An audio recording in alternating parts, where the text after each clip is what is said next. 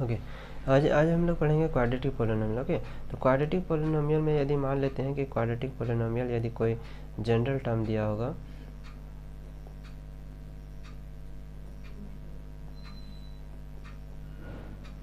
Quadratic polynomial का यदि कोई जनरल इक्वेशन दिया हुआ है a x square plus b x plus c equal to 0, यदि ऐसा क्वाड्रेटिक पोलिनोमियल दिया हुआ है, यानी कि हम इसको कहेंगे कि जिसमें x का डिग्री 2 होगा, x का पावर 2 होगा, तो हम उसको क्वाड्रेटिक पोलिनोमियल कहेंगे। ओके, बाकी कुछ भी हो, बट सिर्फ x का स्क्वायर होगा, x का पावर 2 होगा, तो हम उस इक्वेशन को क्वाड्रेटिक पोलिनोमियल कहेंगे। ओके, तो यदि ये क्वाड्रेटिक पोलिनोमियल दिया हुआ है तो क्वाड्रेटिक पोलिनोमियल का 2 जीरोज होता है। क्वाड्रेटिक पोलिनोमियल के कितने जीरोज होते हैं? 2। तो मान लेते हैं let 2 zeros of this quadratic, okay, quadratic polynomial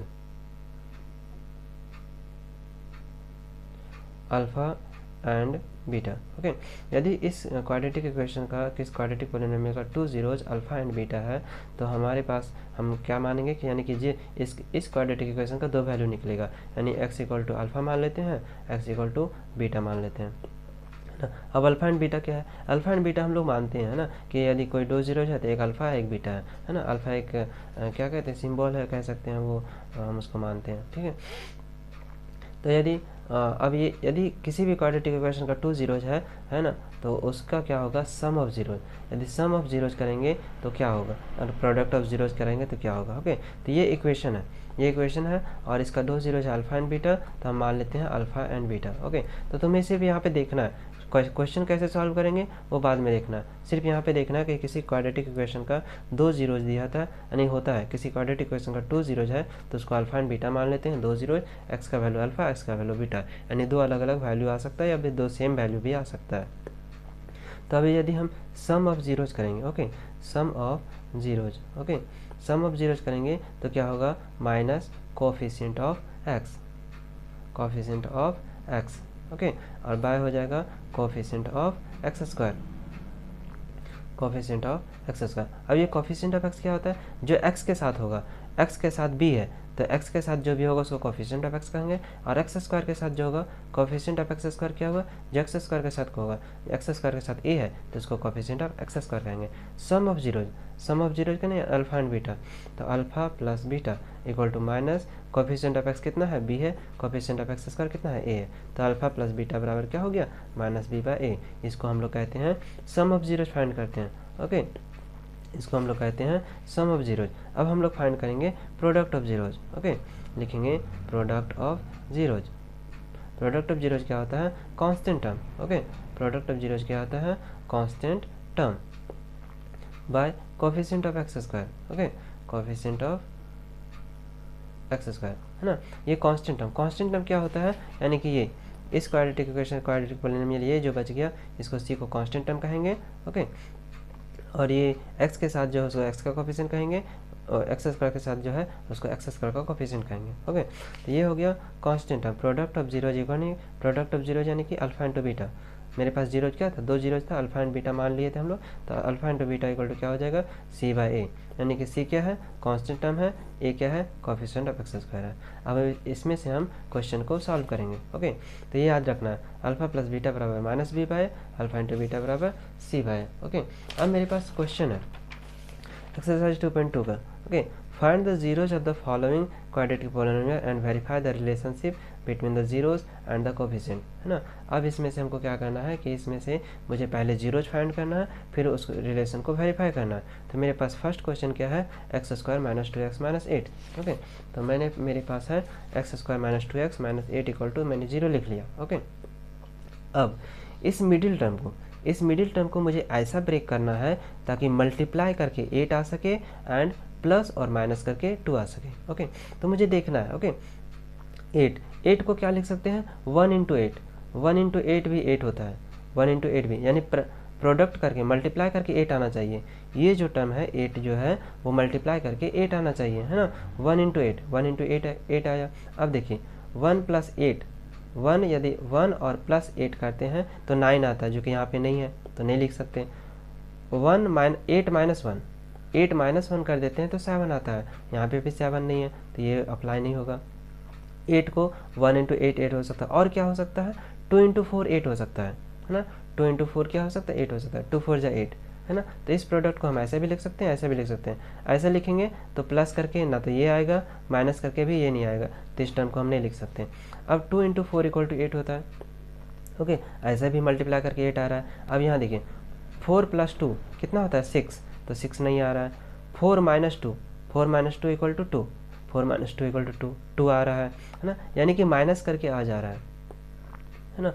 ये क्या है माइनस करके आ जा रहा है और मल्टीप्लाई करके 8 आ जा रहा है, ठीक है। तो हमें माइनस करके आ जा रहा है तो ये वाला हम अप्लाई करेंगे। अब लिखेंगे कैसे, यहाँ पे एक्स स्क्वायर लिखेंगे, यहाँ पे 4 और 2 है, 4 और 2 है, तो लार्जर नंबर को पहले लिख देना 4x, और फिर जो स्मॉल नंबर है उसको 2x लिख देना। इस -8 को सेम टू सेम लिख देना इक्वल टू 0, ओके। इस -8 को सेम टू सेम लिख देना इक्वल टू 0 लिख देना। अब ध्यान देखना, ये माइनस है ना, इन दोनों को मुझे माइनस करना है, क्योंकि ये 4 माइनस 2 इक्वल टू 2 आया था, है ना। 4 प्लस 2 इक्वल टू तो 6 आ गया, तो 6 नहीं है, 4 माइनस 2 माइनस करके आ रहा है ना। तो इसको मुझे माइनस करके लाना, ओके। हम माइनस करके लाते हैं तो एक प्लस एक माइनस लिखते हैं। जब भी माइनस करके लिखते हैं तो इन दोनों में से किसी एक को पॉजिटिव लिखेंगे, किसी एक को नेगेटिव लिखेंगे, ओके। जब भी माइनस करके लाएंगे तो किसी एक को पॉजिटिव, किसी एक को नेगेटिव, ओके। तो इसमें से किस में पॉजिटिव किसको नेगेटिव लिखेंगे वो इस पे डिपेंड करेगा। यदि ये नेगेटिव है तो लार्जर नंबर को नेगेटिव लिखना है और दूसरे नंबर को पॉजिटिव लिखना है, ओके। लार्जर नंबर को नेगेटिव और सेकेंड नंबर को पॉजिटिव, ओके। तो ये नेगेटिव हो गया, ये पॉजिटिव है। यहाँ पे नेगेटिव क्यों लिखे, इसको नेगेटिव क्यों लिखे, नेगेटिव तो इसको भी लिख सकते थे। तो इसमें से किसी एक को प्लस, किसी एक को माइनस लिखना है ना, जब भी माइनस करके लाएंगे तो ये नेगेटिव है तो इसको नेगेटिव लिख दिए और इसको पॉजिटिव लिख दिए, ओके। अब हम लोग क्या करेंगे कि इक्वेशन से हम लोग कॉमन लेंगे। यहाँ भी x है, यहाँ भी x है, तो मैंने x कॉमन ले लिया। यहाँ पे बच गया x, यहाँ पे बचा -4 बच गया। यहाँ 2 है प्लस, यहाँ पे 2 है, यहाँ पे 8 है। ये 8 2 से डिवाइड होता है, ये 8 क्या है इस 2 से डिवाइड हो रहा है, 2 4 जा 8, ये क्या है 2 4 जा 8, तो मैंने 2 कॉमन ले लिया। यहाँ से x बच गया, यहाँ से मैंने 2 कॉमन ले लिया तो x बच गया, माइनस है माइनस लिखेंगे। 2 4 जा 8, जब डिवाइड होगा तभी कॉमन लेना है, डिवाइड नहीं होगा तो कॉमन नहीं लेना है। चूँकि ये डिवाइड हो जा रहा है 2 से 4 टाइम्स में, तो यहाँ पे 4 लिख देंगे इक्वल टू 0, ओके। जब डिवाइड होगा तभी यहाँ से इस टर्म को कॉमन लेना है, अदरवाइज नहीं लेना है। और डिवाइड होता है 4 टाइम्स में, तो मैंने 4 टाइम्स लिख दिया। अब x-4 यहाँ भी, x-4 यहाँ भी, x-4 मैंने कॉमन ले लिया, ओके। x + 2 बच गया इक्वल टू 0। ये x को मैंने यहाँ लिख दिया, प्लस को यहाँ लिख दिया, इस 2 को यहाँ लिख दिया। अब हम अलग अलग करके लिखेंगे, x-4 equal to 0, x + 2 equal to 0, okay. x का वैल्यू आ गया, इस -4 है, x-4 है तो x-4 इक्वल टू 0 लिख दो, x + 2 है, x + 2 इक्वल टू 0 लिख दिया, ओके। यहाँ पे -4 है तो इधर जाएगा तो प्लस में, x इक्वल टू 4 आया, और इस x का वैल्यू इधर प्लस है, उधर जाएगा तो माइनस में, तो -2, यानी अल्फा का वैल्यू कितना आया 4 आया, एंड बीटा का वैल्यू -2 आया, है ना। अब हम लोग वेरिफिकेशन करेंगे, है ना, वेरिफिकेशन। तो यहाँ पे लिख देते हैं वेरिफिकेशन, वेरीफाई कर रहे हैं हम लोग, है ना। अल्फा इक्वल टू 4 है, बीटा इक्वल टू -2 है। अब हम लोग क्या जानते हैं, अल्फा प्लस बीटा बराबर क्या होता है -b/a, है ना। अल्फा का वैल्यू 4 है, बीटा का वैल्यू -2 है, तो मैंने -2 लिख दिया। मैंने पहले प्लस लिखा, ये प्लस लिखा, प्लस का प्लस लिखा, बीटा का वैल्यू -2 था तो इसको ब्रैकेट में लिख देते हैं -2, और ये माइनस है माइनस लिख रहे हैं। बी का क्या टर्म है, बी जो x के साथ होता है वो b होता है। b का वैल्यू कितना है -2, तो यहाँ पे -2 लिख देते हैं, b का वैल्यू -2।